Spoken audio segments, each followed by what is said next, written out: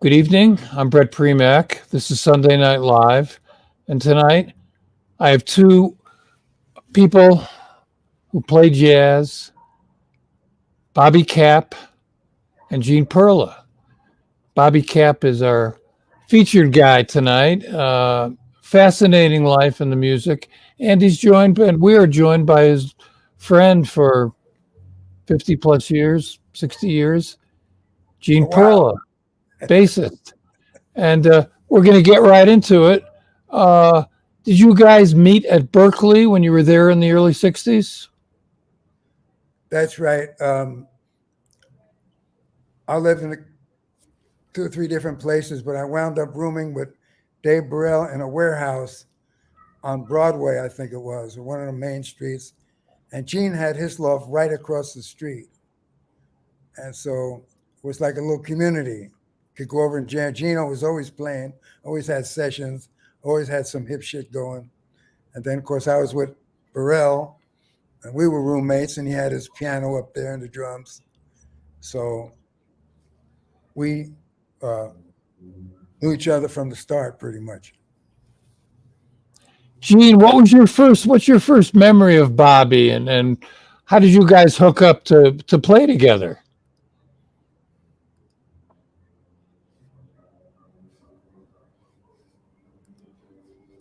Gene, we can't hear you. Bobby, can you hear Gene? How about now? No. Yeah, thank you. Sorry about that. No problem. So, what were early memories of Bobby?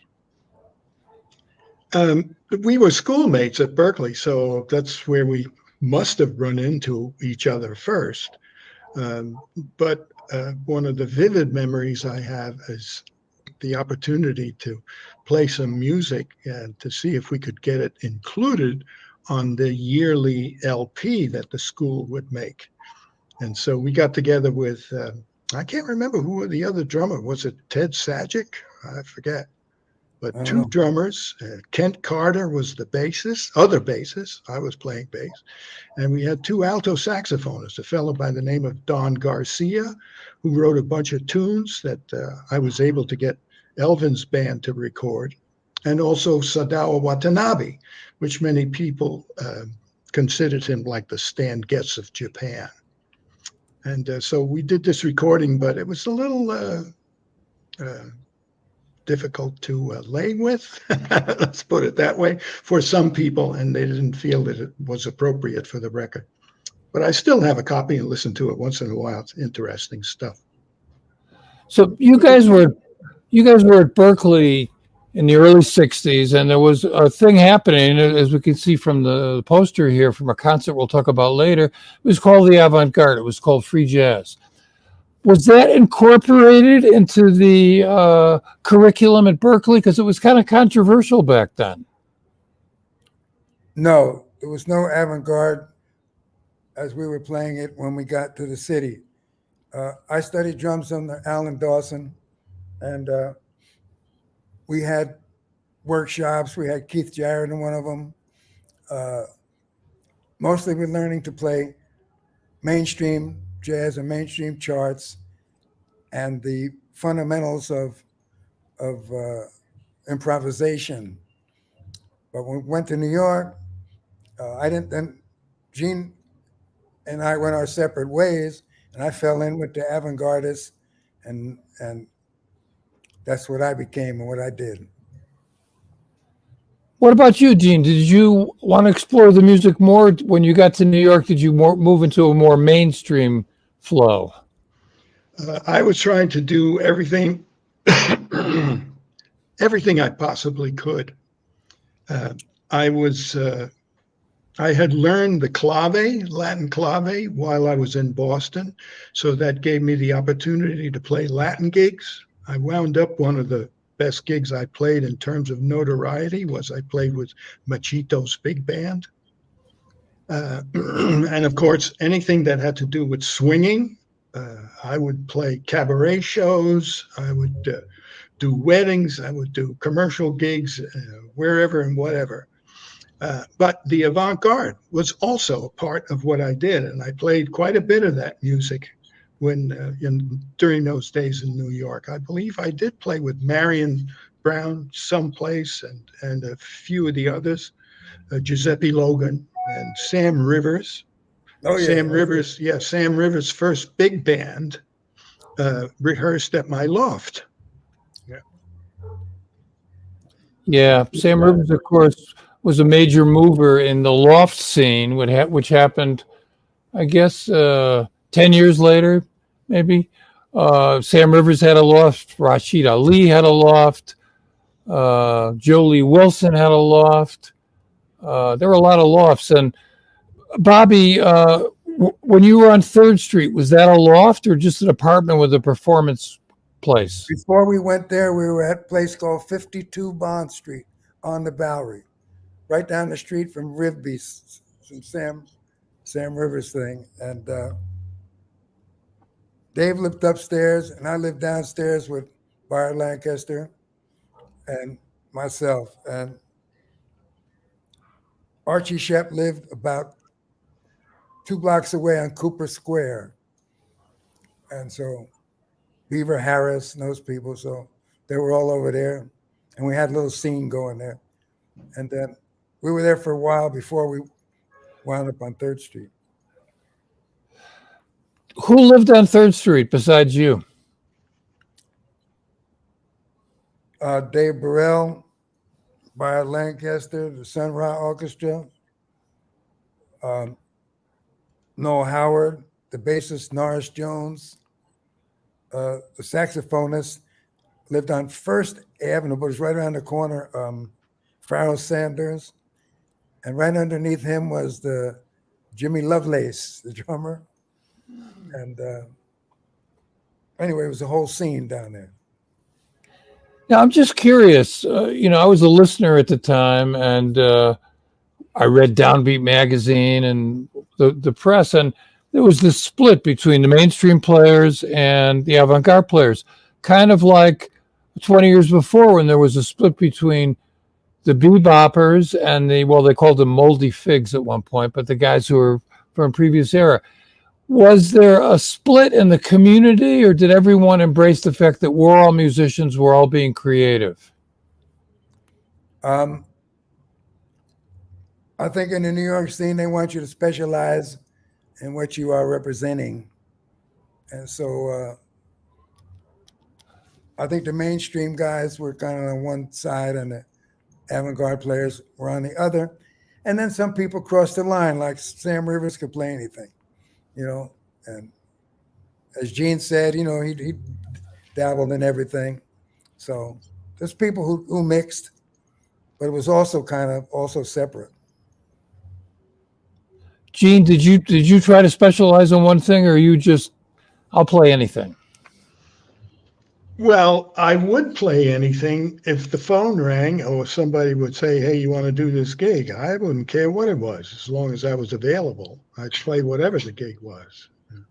But I can tell you that before I came to New York, and I was still in Boston, and as I was really becoming awake of what the jazz scene was and listening to records, I came to the conclusion that, number one, I had to go to New York. And number two is my number one goal was to play with the drummer, Elvin Jones. So that was my focus. And I did everything else that came along until the day that he called. Why Elvin? Let's see, I put it this way, the greatest jazz drummer that's ever lived. And how were you able to get the gig? Did he hear you play? Were you recommended? How'd that happen? I had sat in with him for one tune at Pookie's Pub, which was a club catty corner down the other end of the block from the old Half Note. And I doubt if he would remember me, would have remembered me. Maybe he would have, I don't know. And then I was in Boston playing a gig, and I was at the school, and I happened to have my electric bass, and a phone call came in from WGBH TV that what had happened was Jimmy Garrison went to New York to take care of something, and he missed the plane coming back, and they were doing a half-hour live TV show, and they needed a bass player. So I flew out there, tried to get the bass together in about the 15 minutes we had before the thing went live. I didn't know what we were playing. I went back and I got a copy of that recording. I still have a copy of it. And you can hear me veer off here and there, mostly because I didn't know maybe about the form or I didn't know the chords. But what I think got through to Elvin was that my beat fit with what I was doing on the electric bass. And it was a few months later, and I guess he remembered, because out of the blue, he called me. Now, was that the band with Joe Farrell? It was a trio with Joe Farrell. Yep. Mm-hmm. We'll come back to Elvin Jones and the incredible band that you were part of with Dave Liebman and Steve Grossman in a moment. But Bobby, I want to go back to this poster now. Let's talk about this concert, which took place at the Village Theater, which later became the Fillmore East. That year in '66, there were a number of concerts there. Lenny Bruce played there one night, in fact, on a double bill with Mongo Santa Maria. Dr. Timothy Leary, who was in the news back then, who was the prophet of LSD, he did a performance at the Village Theater. And then there were these concerts that presented the avant-garde. Bobby, you worked with Giuseppe Logan during the Friday, July 29th concert with Ornette Coleman. What do you remember about that night? Well, what Giuseppe wanted, what he was looking for was sounds, like a painter painting on an abstract canvas. He wasn't looking for time from the drummer. So that was my specialty. And the concert was cool, was I got a lot of solo space and I could play my little melodies on the drums. And I didn't have to, you see, in those days, the keeping of beat drummers that were around were like Art Blakey, Elvin Jones, Philly Joe Jones, Max Roach, Roy Haynes, you know. And so I always thought better be the mediocre original than an excellent copy. So, or even maybe it could be a first-class original, I don't know. But anyway, what I was doing was different, and that's what he wanted. And so we did the concert and got good reviews, and I didn't realize it at the time, but it was a historic concert and a landmark concert. So you could do one landmark thing and last you for a lifetime, you know, in any field.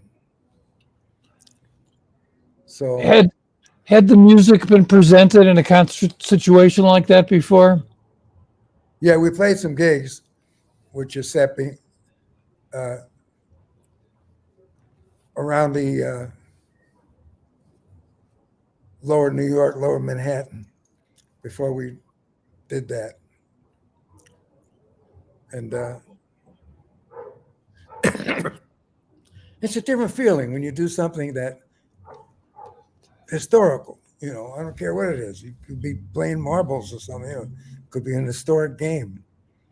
And so out of all the countless things that were going on then, this is 2023, and people still have that poster in their collection. Yeah.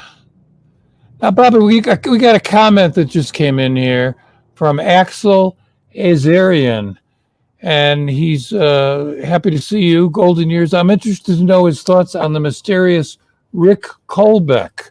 Who is Rick Colbeck? Well, Noel Howard came up to 3rd Street from New Orleans, and he played free, but he had that New Orleans flavor in his playing. And he was a pusher and a mover. So he got us a lot of concerts. He came across the street and heard us play the free music. And so he wanted me in his band. And he got gigs. He was a guy who got gigs. So he got one gig called, among others, Live at Judson Hall.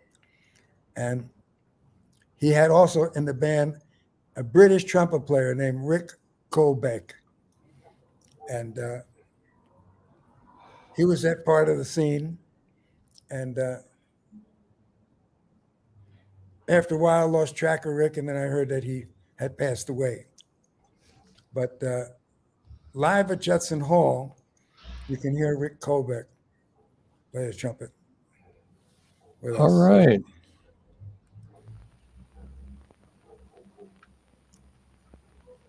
A musician's music is only what it is, music. Some is sad, some is happy. Some is fast, and some is slow.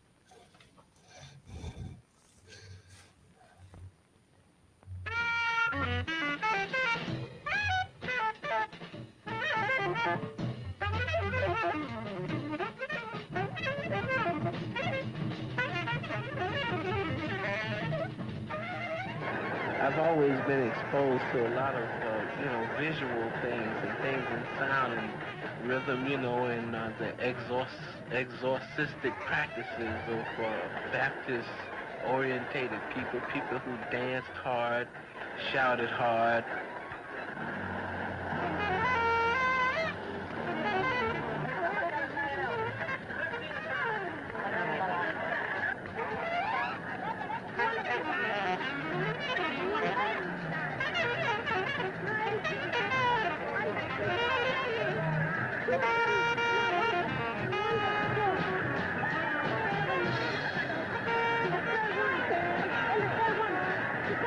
What I see more than what I hear, I imagine I try to translate into music, or it becomes my music.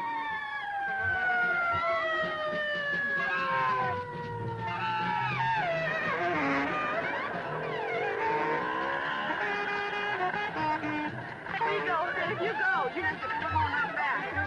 Well, we're going to cut it right now. Oh, what's up, going? Look at him.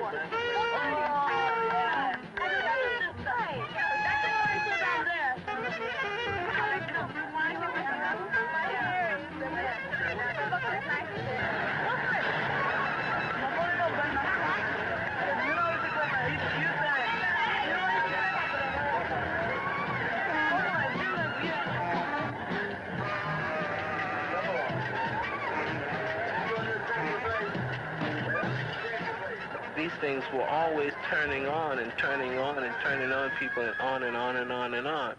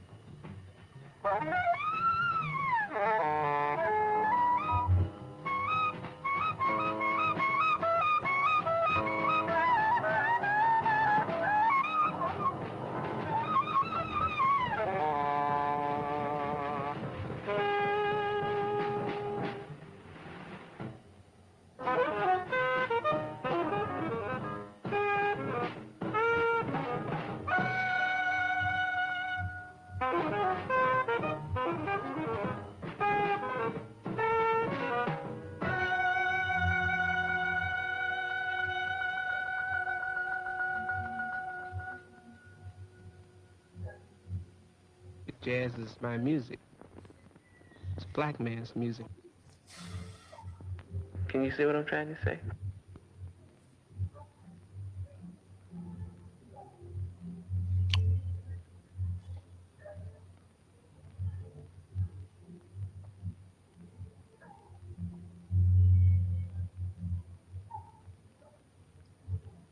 Yeah, that's a classic from 1967. Holy cow. Marion Brown and Bobby Kapp on drums, Norris Jones, who later became Cerrone on bass, and Dave Burrell on piano. Bobby, you were on the recording 3 for Shepp, Marion Brown's Impulse debut. Could you talk about that, the backstory and the session? Well, there was a record that came out. Archie Shepp had started playing with Coltrane. And so when he did something on his own, he wanted to be important. He got a contract from Impulse Records, which was a major label back then for jazz, called 4 for Train. And Marion Brown was right under that with Archie. So he wanted to do one called 3 for Shepp on Impulse Records. And Leroy Jones, the poet, was against me playing. He didn't want an all-black band. And so Marion said, he didn't care what I was. He liked the way I played abstract music. He didn't want a timekeeper. He wanted somebody to play abstract drums. He liked the way I did it. He wanted me to play. So they compromised. On one side is Stanley Caldwell on piano, and Beaver Harris is the drummer. And on my side, I played the drums with Marion Brown, Dave Burrell, Norris Jones, and the great trombonist, Gratian Moncourt III. And again, you know, there's people on hundreds of records. I'm not on hundreds of records, but some of them are classics.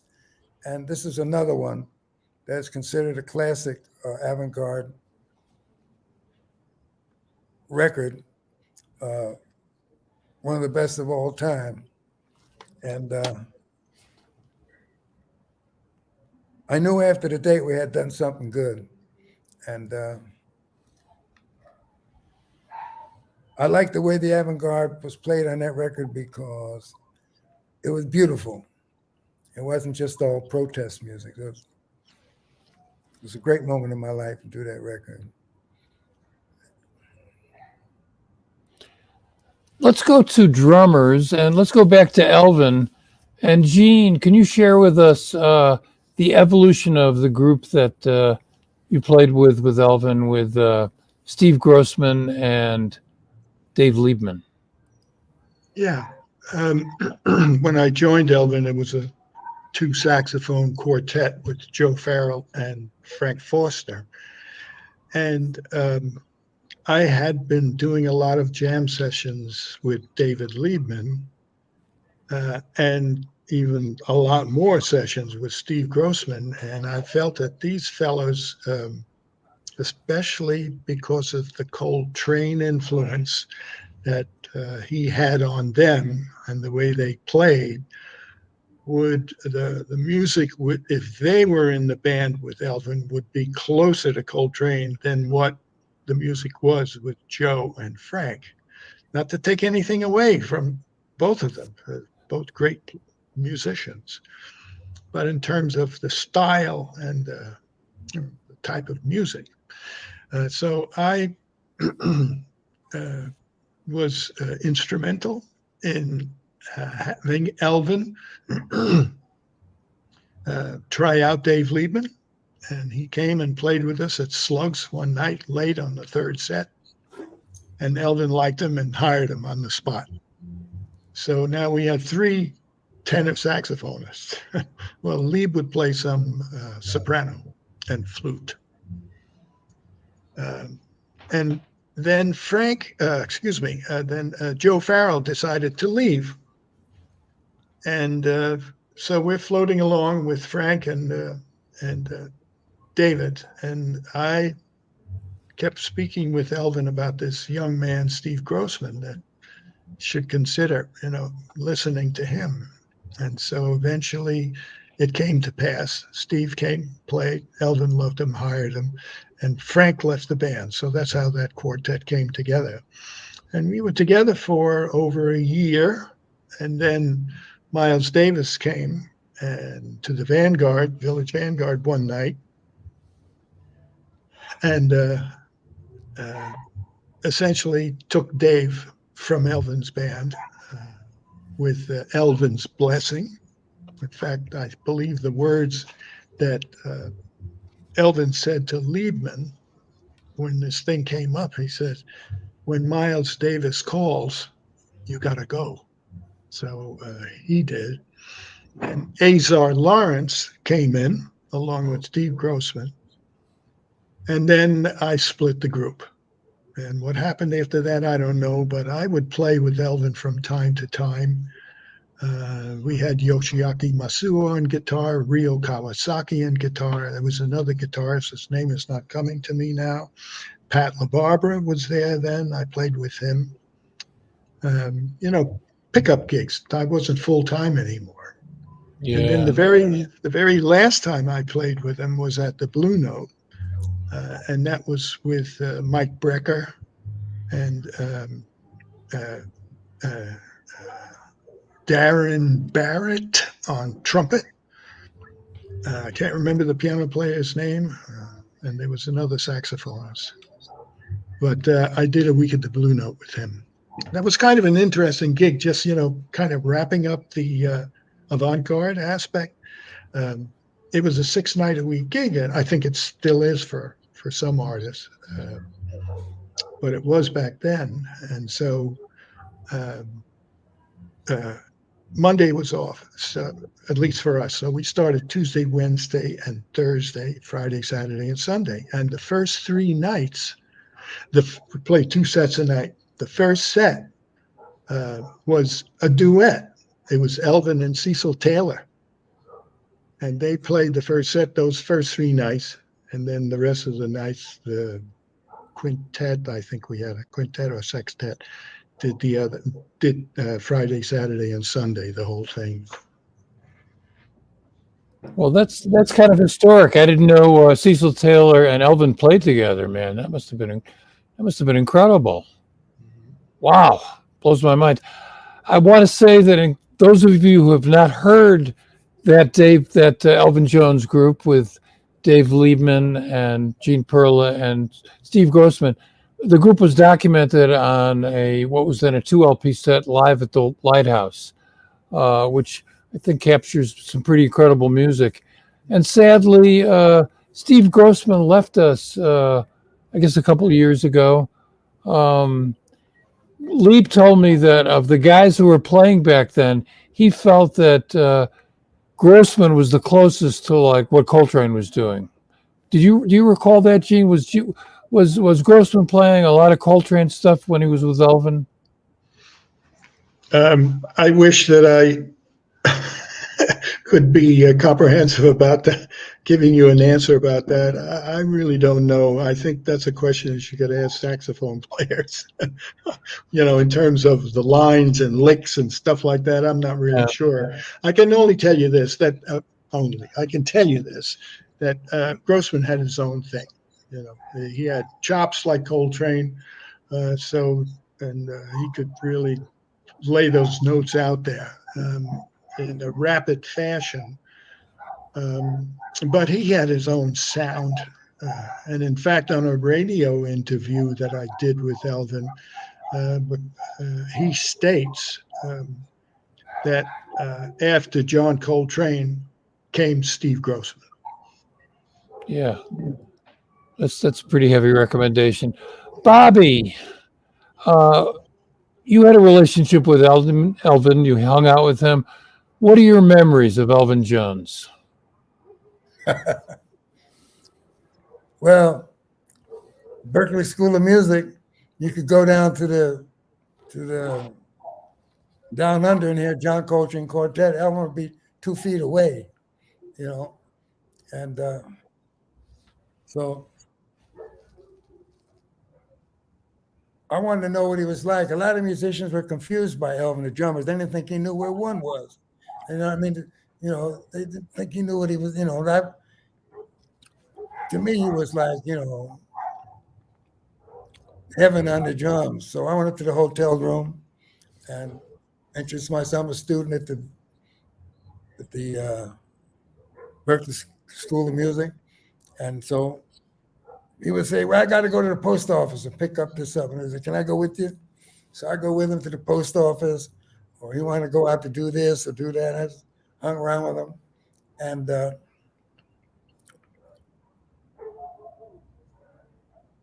these kind of people, Elvin Jones, the way he carried himself. I mean, I know he was sweet and gentle and everything, but he had that manhood thing down. And it was like, the way he carried himself, with the authority of himself as a human being, made a fantastic impression on me. And to this day, I don't think I've ever heard anybody hit a cymbal with more authority than Mr. Jones.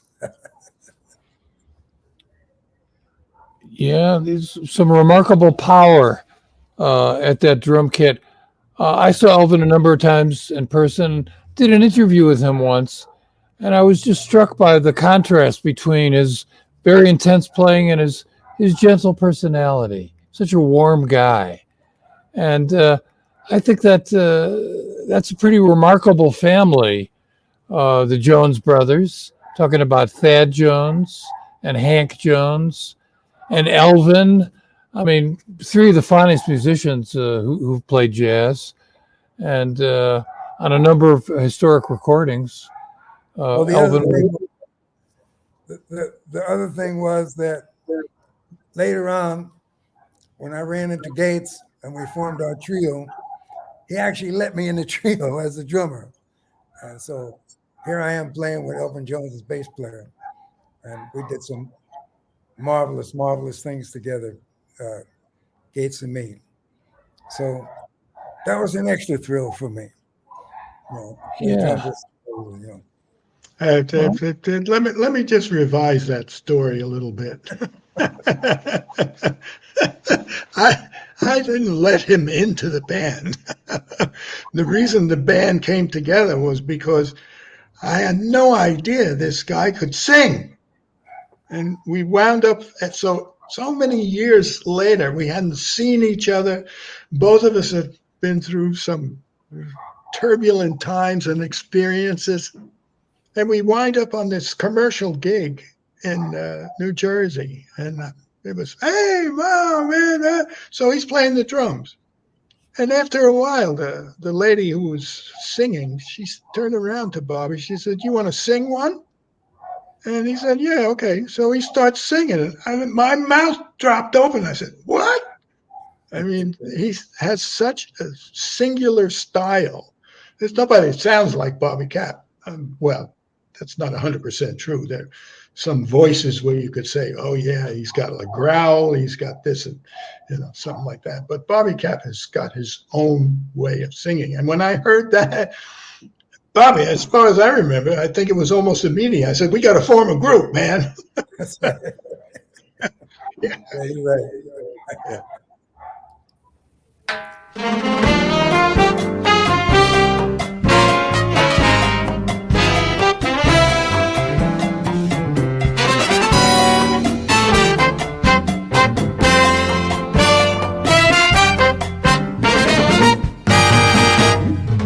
See the girl with the polka dot smile, run around the world collecting cool things in style.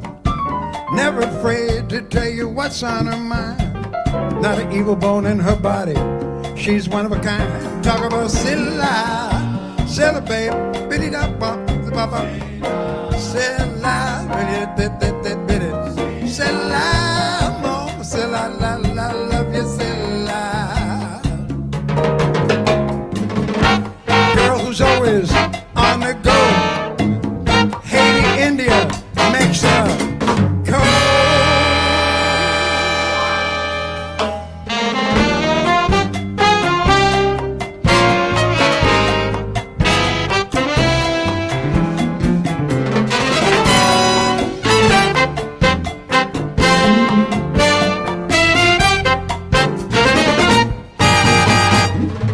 Now she snapped her fingers the way she loved to dance.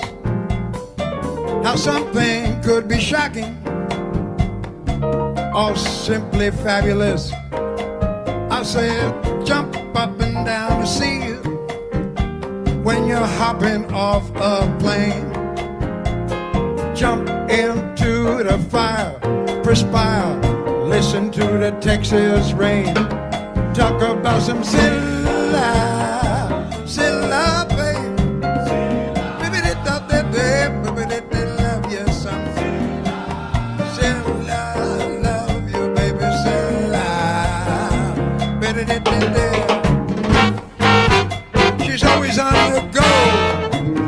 Haiti, India, makes her.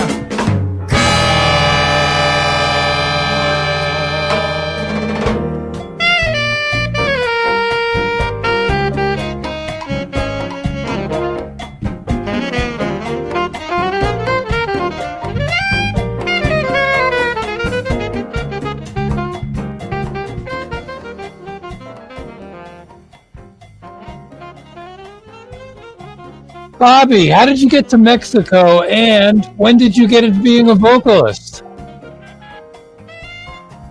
Well,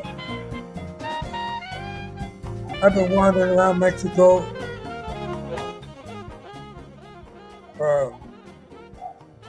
with a band of Mexican gypsies, I guess you call them. And I decided about time I needed a gig. So I started playing with a group, and we would play the hotel circuits and the beaches and stuff like that. They wanted a singer, and I said, I can sing. So I started singing. Everybody liked it. And so I just kept on doing it. And then somebody heard me singing. They said, why don't you try out for this Jazz in July thing up in Connecticut, with Sheila Jordan. So I did, and I got accepted up there, and I sang for Yosef Lateef and Max Roach and Billy Taylor. I got mentored by Sheila Jordan, and went back to New York. I worked, I was out of Mexico for a while. Somebody called me up and said they're taking the age limit off the Thelonious Monk International Jazz Competition. Why don't you enter that? Well, Gates had been supporting my singing. He would take me around to different joints, we would sing, and he had a recording studio where they did Broadway sounds for Broadway shows. that time. And we were working with the legendary Richard Wyans on piano. So I sang, and Gates put a package together. And next thing you know, I was at the Thelonious Institute as a finalist in the Thelonious Monk, semi-finalist in the Thelonious Monk International Jazz Competition. And one guy came up to me and he said, "Aren't you the free jazz drummer?" So I got busted, but I love to sing. And so that's what happened. And why Mexico? Why did you move to San Miguel Allende?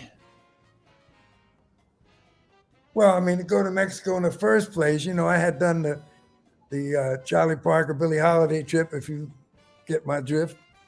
And so I had to get out of the country, went to Mexico.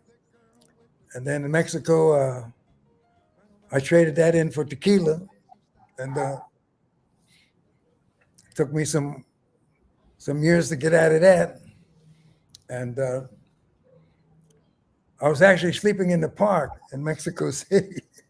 And a sculpture friend of mine said, "You need to go to this joint and sit in." So I went down and sat in. The guy came up to me and said, "You know, he said, we need someone who sings and plays in English. And we have a gig in this place, San Miguel de Allende." So I was on the bus to San Miguel, and that's how I got there. And how long have you been there now? I think the first gig I had there was in 1982. And but then after a while, like you talk about reinventing yourself as I got older, I knew I had some more to say in New York. So I started coming back to New York on a regular basis. And every time I came back to New York, something good happened. And then that kept on happening. I kept on coming to New York. And I'm involved in something now. My latest project, Richard Sussman, who is the head of the composition department at the Manhattan School of Music, has written a score for me, in which I would be playing drums, scored for violin, French horn, clarinet, bass clarinet, tenor saxophone, piano, bass, and drums. And I'm at the beach right now. He sent me the music and the drum parts. I don't have any drums, but I'm looking it over, and we're going to rehearsal maybe in late March and record late in April. And I think even Gates got a gig for me too, I think in August up there. So you just keep on going. That's the only way. Got a question here from Fred. Hello, Fred. He says, "Does Bobby still play the drums?" Well, yes. The answer is yes to that. Mexico is cool. Bobby, many Americans have a kind of a twisted perception about Mexico based on the lies that have gone on from political corners. We won't go into details about that.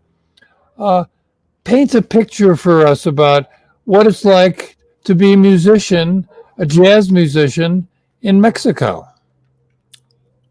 Well, in the early days, there was no internet, there was no cell phone. So if someone had a cassette or something from the States, that was a big deal. And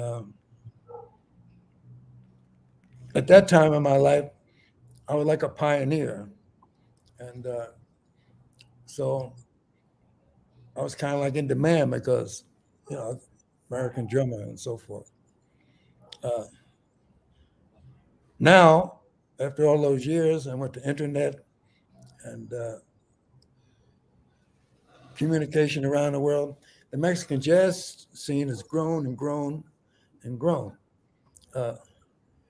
Gates came down, played a couple gigs with me and Gabriel Hernandez on piano, and a great saxophone player from Cuba, Alfred Thompson. And playing in Mexico is like in the old days, you know, they have these old classic theaters, and then you go into clubs and the people are right there in front. You know, you're not in this huge thing. It's pretty intimate. And there's a big interest in among the younger musicians to learn the music. And so I'm kind of half based in New York now because I got these projects to do. But I also keep a little gig in San Miguel Allende sometimes with the Cuban pianist Gabriel Hernandez. And I have a trio down there with Patricio Mendez on piano and David Barrera Osoño on the bass. And my partner been very supportive of me and very, very beautiful in my life. She sings too, so I'm doing that and coming up to New York and doing that.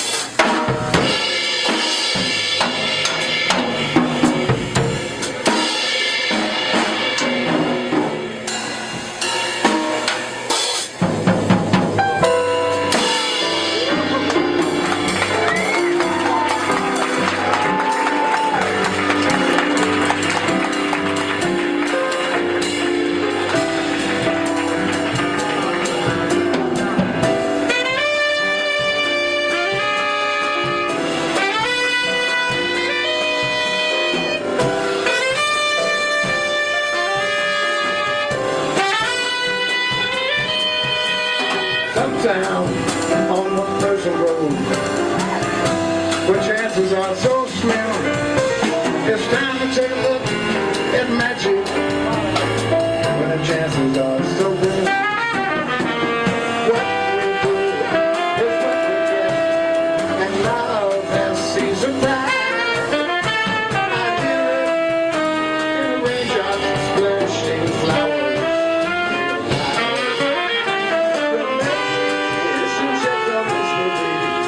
And since the dawn of time, I've given everything.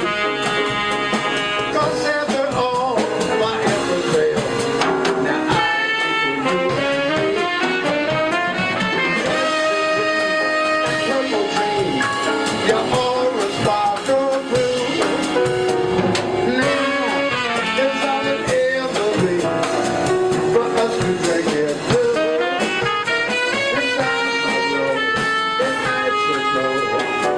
In everybody's eye, purple dream, I'm all and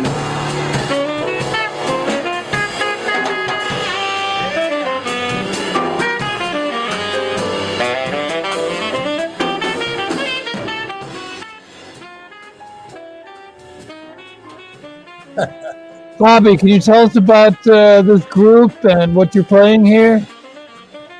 Yeah, this shows at the club Cinco in the historic center of Mexico City. It's the premier jazz club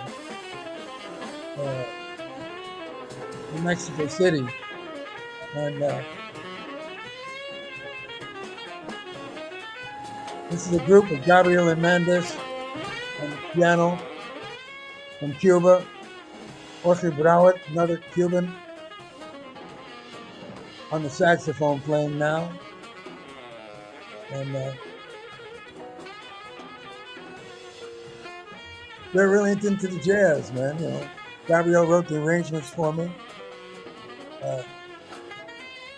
Purple Dreams are my lyrics, and the music by a guy named Bob Ackerman, just passed away. So it's an original song, and young Mexican crowd. I loved it. It was great. It was a hot night. And the drummer standing by me, this guy is playing the drums, is the new drum sensation in Mexico now, Victor Monterrubio. And at that time, he was watching me play. Now I like to watch him play. Yeah. Well, I can't thank you guys enough for taking time out on a Sunday night to hang out and share some music and share some incredible memories.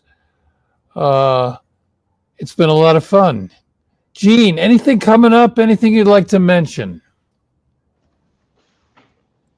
Yeah, boy, I'm involved with a lot of projects, but Bobby mentioned earlier that there's something coming up in August, and it's a very good gig financially, and it's in the best venue in the area where I live. It's called Miller Symphony Hall, and we'll have a show there with another singer, a female named Jeannie Brooks, and I have a very nice trio together with piano and drums, and I'm so looking forward to that. The other thing, which Bobby didn't mention, I don't know, maybe we don't want to mention that about Burrell. Do we want to say anything about that? Oh yeah, we're trying to get a trio together with Dave Burrell, because Dave is an avant-gardist, but he also is firmly rooted in the regular tradition. He has a very unusual way of playing the standards. And Gene has the gift of, you know, if you want to learn to play time or swing or anything like that, you go see Gates. He's like, he's the gatekeeper. Yeah, and then me, with my little spaciness, and my time feel, of course, has gotten a lot better over the years, thank God. You know, still got a ways to go, but I can swing. And so I want to get that together. And we got him on the phone, and he committed to doing some recording at Gene's place in Eastern Pennsylvania. And so I believe it when it happens. So I hope it does, though. I'm going to say two more things about that. One is your time is getting better. You always swung your ass off, number one. Otherwise, why would I be there? And the other thing is, I don't know, I don't think we're going to call it this, but the first name we came up with for the trio is the Octogenarians. Yeah. Right. Yes, perhaps our viewers don't realize this because of their youthful persona, but both Bobby and Gene passed the 80 mark, and they're still making music, and they're looking good. Thank God you're both healthy, and stick around. We need your energy, we need your music, and we need your love. So tonight's edition of Sunday Night Live, I'm Brett Premack. A big, giant thank you to Gene Perla and Bobby Kapp. You'll find a link to their websites in the description. And that's all I can say. Everyone is stay